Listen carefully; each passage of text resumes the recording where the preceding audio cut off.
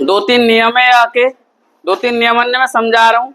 Diagram तो समझ लिए, भाषा लिखने की कोई आवश्यकता नहीं हो, डायग्राम बना दो, है ना भाई, तो समझ जाए। डायग्राम तो समझ रहे हैं सब चीजें, भाषा है तो हम लिख रहे हैं केवल वैसे, बाकी डायग्राम तो सब भाषा बन रही है हमारी, जो परिभाषा बन रही है वो डायग्राम में तो बना के बता रहा हूँ मैं आपको। तो देखो समझो पहला नियम है इसका, से और ए से है, इसके बाद में कोई भी व्यंजन वर्ण आए, इसके बाद में कोई भी, इधर बोर्ड पे ध्यान, से और ए से के बाद में कोई भी व्यंजन वर्ण आए तो विसर्ग का लोप हो जाता है। ये हो गई परिभाषा, ये मैंने बोल दी।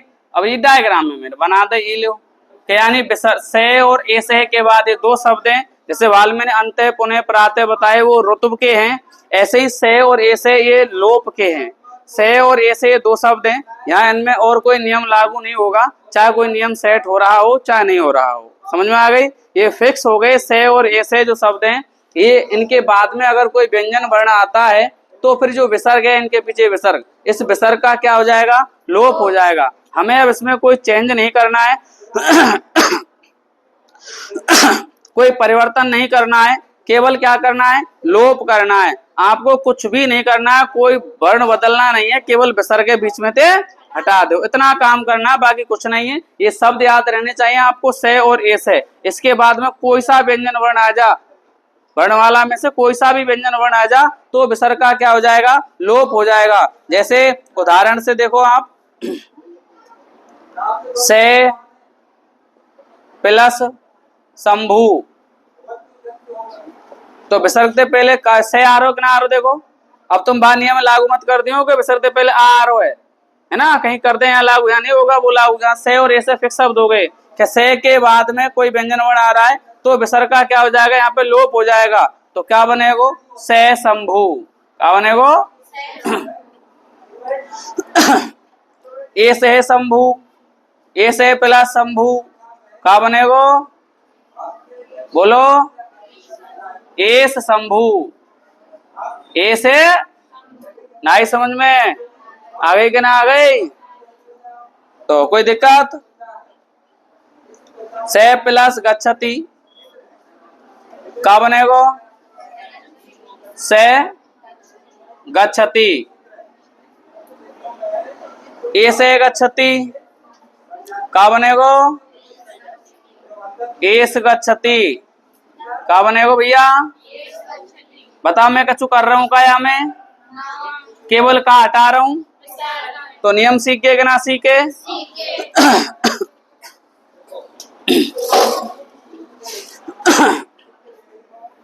नियम नंबर 2 देखो कि अगर विसर्ग से पहले आ आवे, का आवे, विसर्ग से पहले का आना चाहिए, आ आना चाहिए, और विसर्ग के बाद में आना चाहिए आ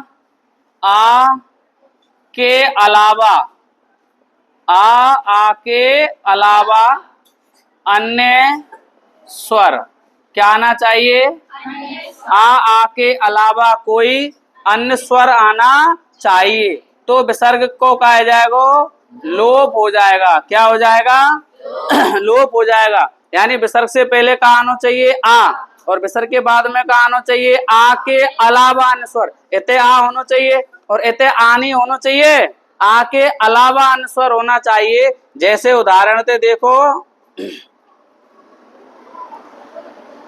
देखो ततः प्लस एव, देखो विसर्ग से पहले आ आए हुए और बाद में आ के अलावा अन्य स्वर आए हुए, तो हमारो कौन सी संधि है गई, लोप विसर्ग संधि। तो फिर क्या कर देंगे, हम विसर्ग को लोप कर देंगे, तो का बनो, तत एव नासिके, यस है प्लस इच्छा, यस है प्लस इच्छा, तो बताओ विसर्ग को कहा जाएगा, लोप संधि हुई के ना हुई, लोप विसर्ग संधि के, यानी विसर्ग से पहले देखो आ आते के ना है, विसर्ग के बाद में देखो कहा है स्वर वर्ण हते के ना है, आ के अलावा स्वर, तो यानी कौन संधि है गई, यस इच्छा, यानी लोप विसर्ग संधि हो गई।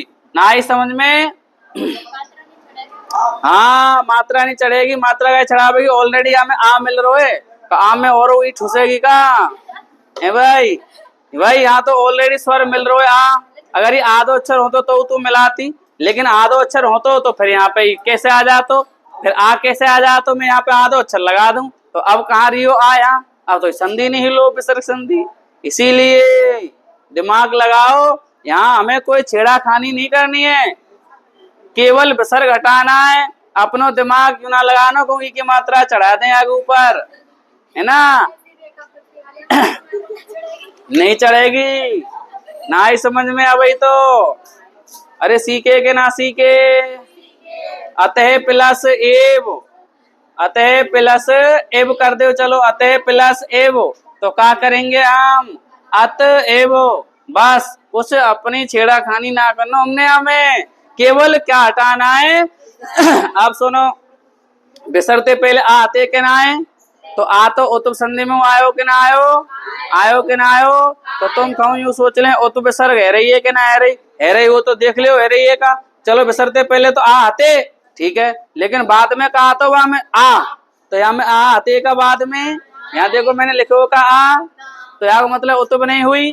दूसरो सूत्र उतुप को हसीचे, हसवर्ण होना चाहिए, हसवर्ण में तीसरो चौथो पांचों वर्ण और हाया बारोला व्यंजन व्यंजन है, तो यहाँ कोई व्यंजन आ रहा है का, यहाँ तो केवल स्वर ही स्वर है, तो नहीं हो ना तुम्हारो उतुप संधि, अलग है गई कि ना है गई।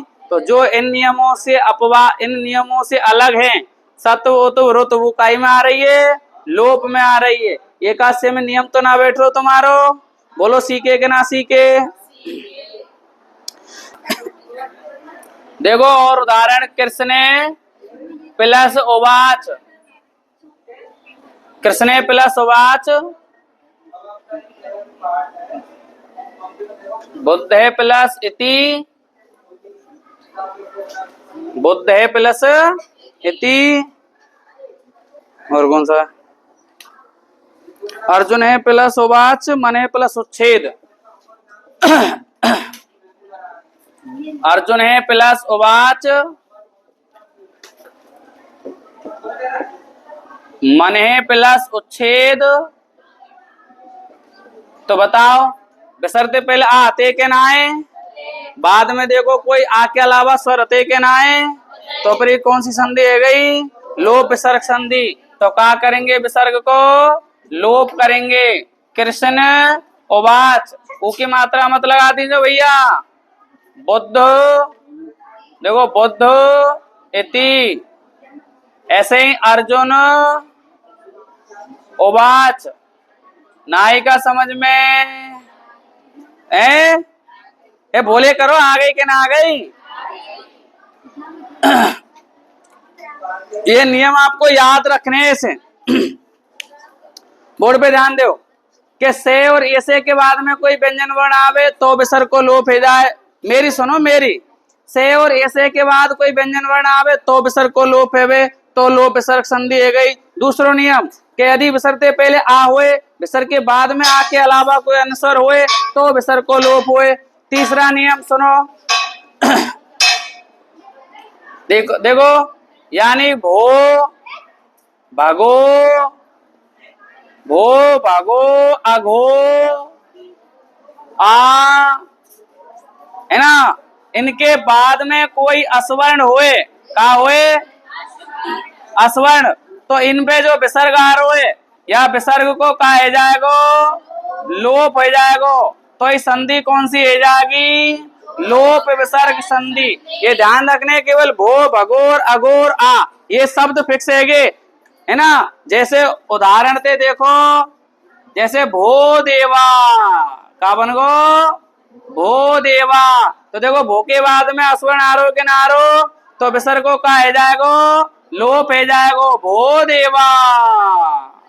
ऐसे ही भगो देवा, तो का बन जाएगो, भगो देवा, भगा दो, केवल विसर्ग हटा दो।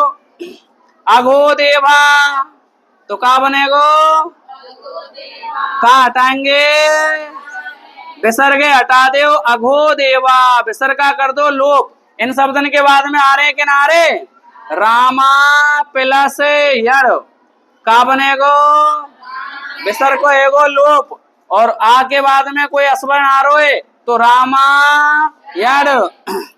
महा प्लस भारत, महा प्लस भारत का बनेगो महाभारत। बोलो सीखे कि ना सीखे? देवा प्लस जयंती, देवा प्लस जयंती। देखो आके बाद में स्वर्ण आ रहा तो विसर्ग को का जाएगो लोप, तो का बनेगो देवा जयंती। ये आपकी लोप विसर्ग संधि हो गई।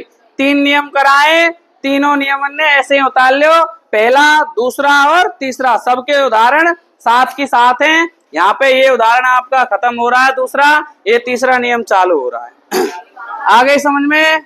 कोई परिभाषा नहीं है, सब परिभाषा ही तो है, ऐसे समझ तो गए। परिभाषा ना है, परिभाषा ना है, सूत्र पढ़ाऊंगा तो तुम सूत्र सुन लो।